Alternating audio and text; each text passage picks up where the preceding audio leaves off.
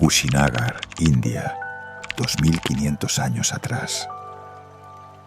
El Buda yacía entre dos árboles de sala en sus últimos momentos de vida. Su cuerpo estaba debilitado por la enfermedad. La disentería lo había dejado frágil y exhausto. A su alrededor, los discípulos lloraban abiertamente. Algunos apartaban la mirada, incapaces de soportar la escena. Otros observaban en silencio, intentando grabar en la memoria cada gesto de su maestro. Ananda, su compañero más cercano, no podía dejar de temblar. Se inclinó junto a él y con la voz quebrada preguntó: «Maestro, ¿cómo podremos seguir cuando ya no estés?» El Buda abrió los ojos con una serenidad inesperada. En su mirada no había miedo, solo una claridad profunda. Le respondió con suavidad que no debía afligirse, que incluso ese cuerpo envejecido debía desintegrarse, porque todo lo que surge está destinado a cesar. Lo que ocurrió después no fue una despedida común, no simplemente dejó de respirar. Según los antiguos relatos, el Buda comenzó a entrar deliberadamente en estados cada vez más profundos de absorción meditativa. Primero la primera concentración, luego la segunda, después la tercera, cada una más refinada que la anterior. Su respiración se volvió cada vez más sutil. Su rostro adquirió una paz luminosa. Los discípulos no estaban presenciando solo la muerte de un maestro, sino una demostración consciente del tránsito mismo. Se desplazó sistemáticamente por niveles cada vez más profundos de conciencia, como alguien que atraviesa habitaciones conocidas. Finalmente, se estableció en un estado que trasciende la experiencia ordinaria. No era solo un gran maestro muriendo, era una enseñanza final, ofrecida sin palabras. Tras pronunciar su último mensaje, las tradiciones posteriores relatan que ocurrió algo descrito como luminoso, no una luz externa visible para todos, sino una claridad interior, como si la propia conciencia revelara su naturaleza radiante al liberarse del cuerpo. Han pasado más de 25 siglos y aún intentamos comprender lo que mostró ese día, porque no solo enseñó cómo morir con lucidez, reveló algo más profundo sobre la naturaleza de la mente. Esta noche comenzamos una exploración que considero una de las más importantes dentro de la sabiduría budista. Pero necesito ser honesto sobre por qué este tema es tan personal para mí y por qué puede transformar la manera en que ves la vida y la muerte. Hace algunos años viví lo que solo puedo describir como un despertar abrupto frente a la muerte. Mi padre estaba muriendo en un hospicio y yo no estaba preparado. Nada te prepara para ver a alguien que amas apagarse lentamente mientras tú permaneces allí sin poder hacer nada. Algo se fracturó en mi interior. Esa noche no pude dormir, no solo por el dolor, sino por una pregunta que me perseguía. ¿Qué había ocurrido realmente? ¿Qué significa que alguien deje de estar? La conciencia de mi propia muerte inevitable se convirtió en un peso constante. Así que hice lo que suelo hacer cuando algo me inquieta profundamente: investigar. Me sumergí en las enseñanzas sobre la muerte de distintas tradiciones. Estudié el cristianismo, el islam, el hinduismo, pero fueron las enseñanzas budistas las que me detuvieron por completo. No ofrecían consuelo fácil. El budismo no intenta tranquilizar con promesas simples. Ofrecía algo distinto, un mapa detallado basado en siglos de práctica y observación directa sobre lo que sucede cuando la conciencia abandona el cuerpo.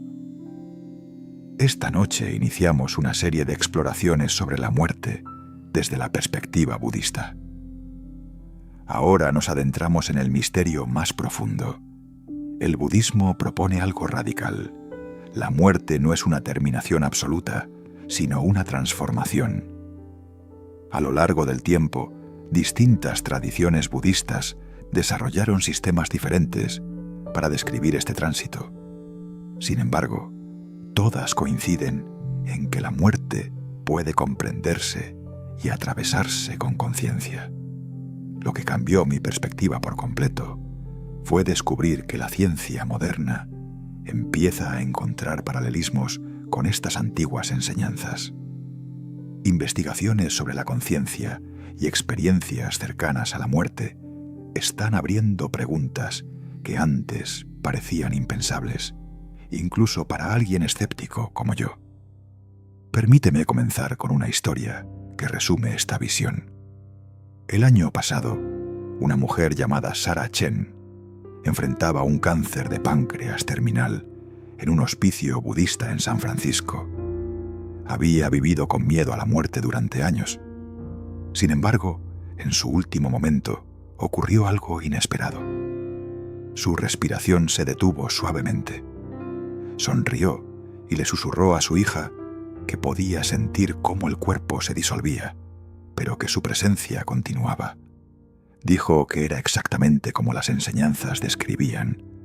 Su muerte no fue un colapso abrupto, fue una práctica consciente. Esta historia ilustra una de las ideas más revolucionarias del budismo. La muerte no es un final definitivo, sino un proceso que puede navegarse si comprendes lo que realmente está ocurriendo. Entonces, ¿qué enseña el budismo que sucede cuando morimos? La primera idea desafía profundamente la creencia común.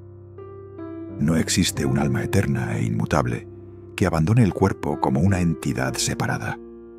El Buda explicó que aquello que llamamos yo está compuesto por 5 procesos en constante cambio: la forma física, las sensaciones, las percepciones, las formaciones mentales y la conciencia. No son cosas fijas, sino procesos dinámicos. Imagina un remolino en un río.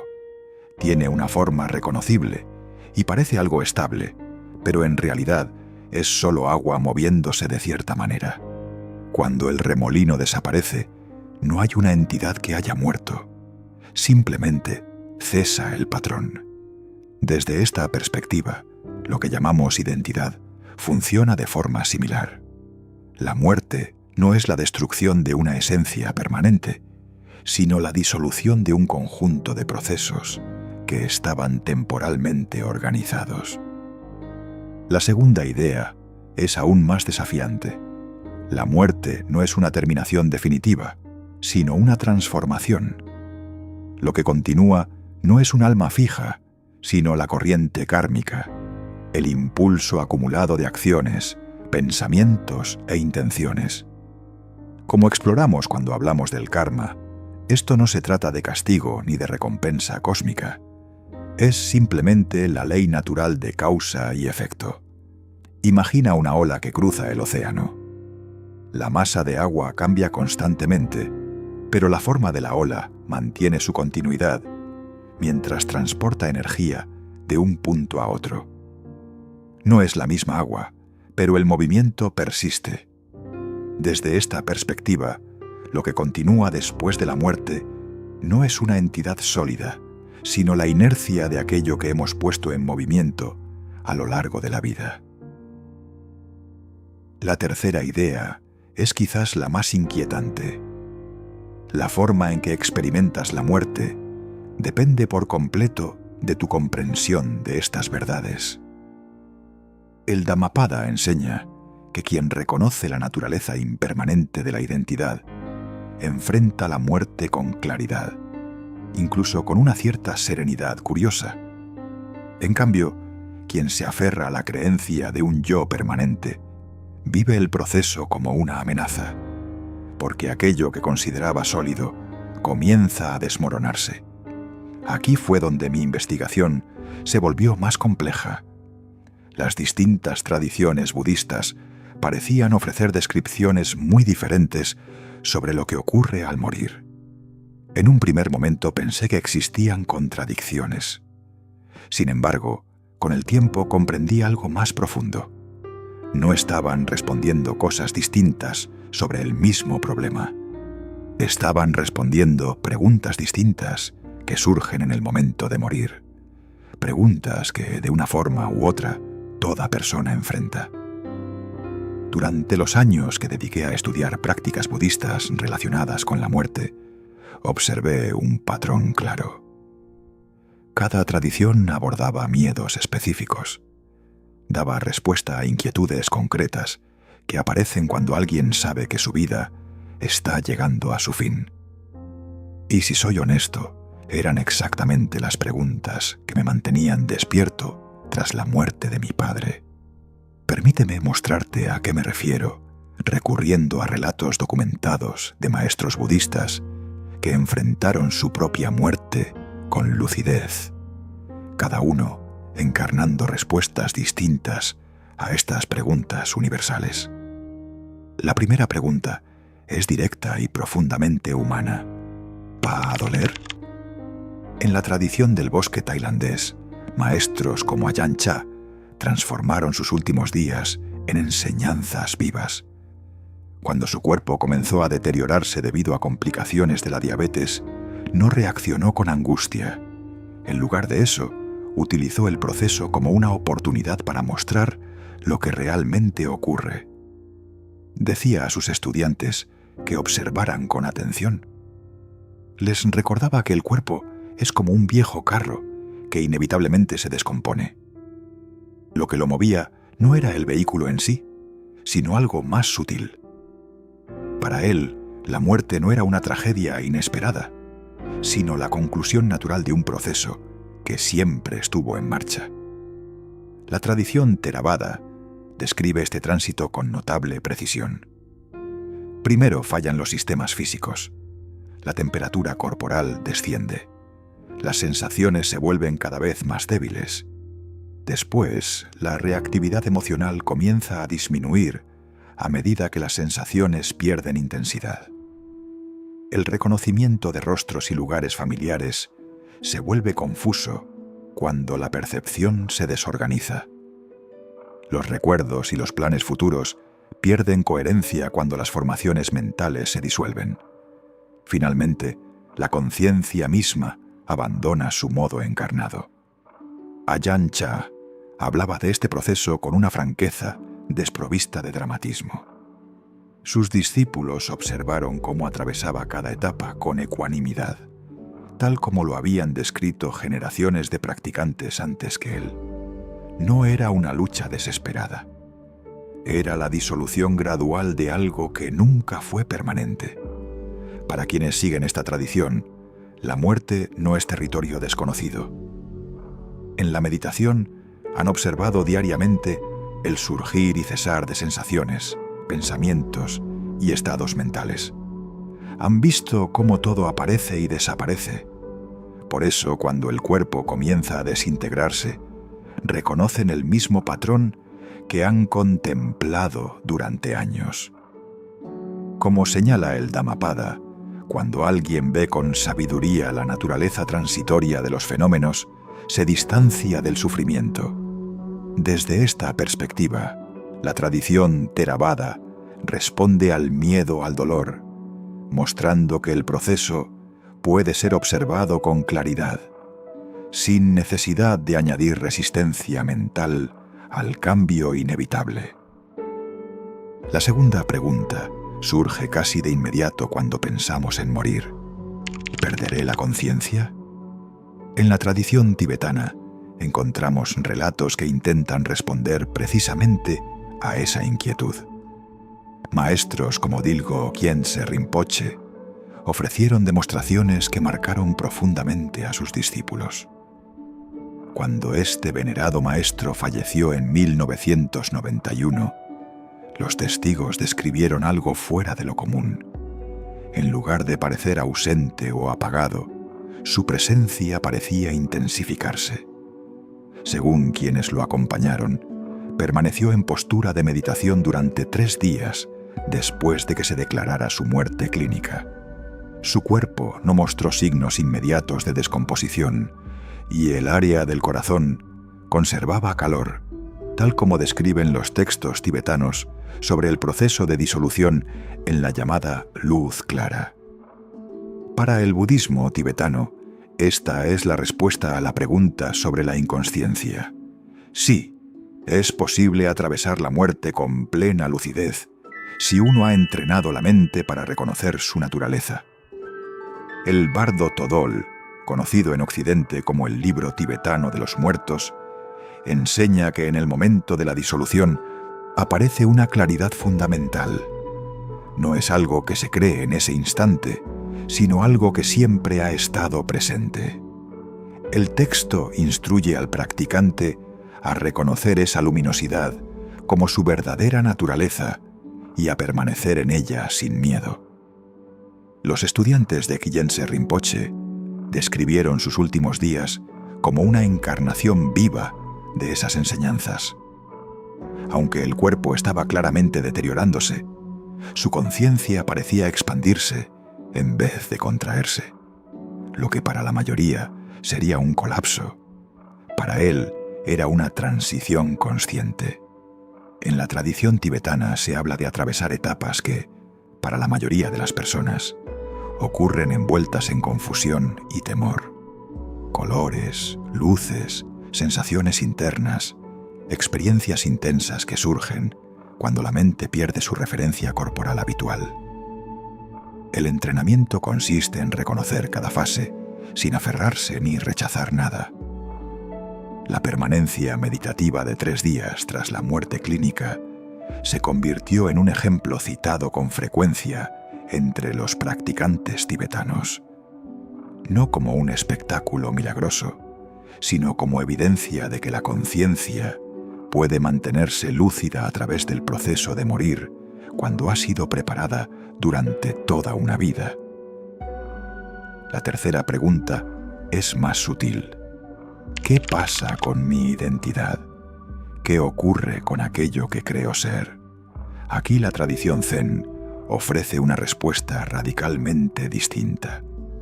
Históricamente, muchos maestros Zen enfrentaron la muerte con una serenidad que a veces rozaba el humor. El maestro del siglo XV, Ikkyu, al aproximarse a sus últimos momentos, compuso un poema en el que trataba la muerte con una ligereza sorprendente. No como tragedia, sino como parte natural del flujo de la existencia. Aún más impactante es el caso de Dogen, el maestro del siglo XIII. Cuando sus discípulos le pidieron unas últimas palabras, respondió con una frase sencilla y luego guardó silencio definitivo. No hubo dramatismo ni discursos finales, solo una aceptación total.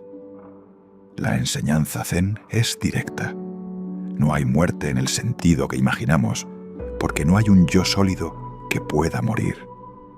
Lo que llamamos muerte es simplemente la disolución de una ilusión de individualidad. Dogen escribió en el Shobogenzo que estudiar el yo es olvidarlo. Cuando la idea de un yo fijo se desvanece, la muerte pierde su carácter amenazante. Los maestros Zen no negaban la realidad del proceso biológico. El cuerpo muere. Pero lo que se desvanece no es una entidad permanente. Su tranquilidad e incluso su risa ante la muerte no era indiferencia, era reconocimiento. Nada verdaderamente sustancial estaba terminando porque nunca hubo una sustancia fija que poseer. Desde esta perspectiva, el miedo a perder la identidad surge de una comprensión errónea. Si aquello que creemos ser es un proceso dinámico y no una entidad inmutable, entonces la muerte no destruye algo sólido. Simplemente revela la naturaleza abierta y sin centro fijo de la experiencia. La cuarta cuestión es profundamente humana. ¿Y si no soy digno? ¿Y si no he hecho lo suficiente? Aquí el budismo de la tierra pura ofrece quizá el camino más accesible. A lo largo de la historia, personas comunes, sin años de meditación ni formación filosófica, han muerto en paz, simplemente recitando con fe el nombre de Amitabha. La práctica es sencilla, una invocación sincera, acompañada de confianza absoluta. No se exige perfección espiritual, solo apertura y entrega. Shinran, uno de los grandes maestros de esta tradición, enseñó algo radical. La compasión del Buda no depende de nuestros méritos. Incluso quien se siente indigno puede descansar en esa gracia. En numerosos registros de templos japoneses se describen muertes serenas de agricultores, comerciantes y personas con vidas difíciles que partieron con el rostro tranquilo mientras recitaban. La tierra pura responde así al miedo de no estar a la altura. Cuando comprendí estos 4 enfoques, al principio fui escéptico. ¿Cómo podían antiguos meditadores saber lo que ocurre realmente al morir? No tenían tecnología ni mediciones cerebrales. Estaba dispuesto a considerar todo esto como metáfora inspiradora, hasta que encontré investigaciones médicas contemporáneas. Cardiólogos y neurocirujanos han documentado experiencias cercanas a la muerte en pacientes sin actividad cardíaca ni cerebral detectable. Muchos describen patrones sorprendentemente similares a los relatos contemplativos. Sensación de separación del cuerpo, luz intensa, estados de claridad profunda. Aunque el debate científico continúa y existen explicaciones fisiológicas alternativas, la convergencia es llamativa. Pero lo más decisivo para mí no fueron los estudios, sino los testimonios de profesionales de cuidados paliativos. Algunos observan que quienes han practicado meditación o han integrado estas enseñanzas suelen enfrentar el proceso con mayor serenidad. Describen etapas con claridad, como si tuvieran un mapa interno. Sin embargo, en medio de toda esta investigación, me di cuenta de algo más importante. ¿Qué significa esto para mi vida ahora? Meses después de comenzar a estudiar la muerte, estaba meditando una noche, todavía cargando el miedo que dejó la partida de mi padre. Conocía las teorías, pero el temor seguía ahí. Entonces surgió una pregunta distinta. ¿Y si aquello que las enseñanzas llaman luz clara no aparece solo al morir? Por primera vez observé con claridad la conciencia misma, no los pensamientos, sino el espacio en el que surgen. Había una presencia estable, silenciosa, que no se veía afectada por el contenido mental. Comprendí que eso era lo que señalaban todas las enseñanzas sobre la muerte. La misma conciencia que observa pensamientos aparecer y desaparecer es la que observará el cuerpo surgir y cesar. No estaba descubriendo algo futuro, estaba reconociendo algo presente. Desde entonces entendí que cada meditación es un pequeño ensayo. Cada vez que un pensamiento se disuelve, algo muere. Cada exhalación es una micro despedida. Practicar el desapego ahora es prepararse para el gran dejar ir. Estudiar la muerte transformó mi manera de vivir, no porque me preparara para un evento lejano, sino porque reveló la estabilidad de la conciencia en medio del cambio. El miedo no desapareció de inmediato, pero dejó de ser un abismo oscuro. Se convirtió en curiosidad. Ya sea a través de la observación Theravada de la impermanencia, la claridad tibetana, la entrega de la tierra pura o la radical visión zen de la no identidad, todas las tradiciones apuntan al mismo descubrimiento. La conciencia que puede atravesar la muerte con lucidez es la misma que está presente ahora. Hemos explorado qué ocurre en el momento de morir y cómo distintas escuelas responden a los grandes miedos humanos. Pero eso es solo el inicio del viaje. Las enseñanzas tibetanas hablan de estados intermedios en los que la mente experimenta sus propias proyecciones con intensidad extraordinaria. Si esta exploración amplió tu perspectiva, suscríbete y activa las notificaciones. Comparte este contenido con quien esté reflexionando sobre la conciencia y la mortalidad, y cuéntanos cuál de las 4 preguntas resuena más contigo. La investigación que emprendemos no trata solo de entender la muerte, trata de comprender qué es realmente la conciencia. Y tal vez, al hacerlo, descubramos que la muerte no es el final de la historia, sino el comienzo de entender quiénes somos.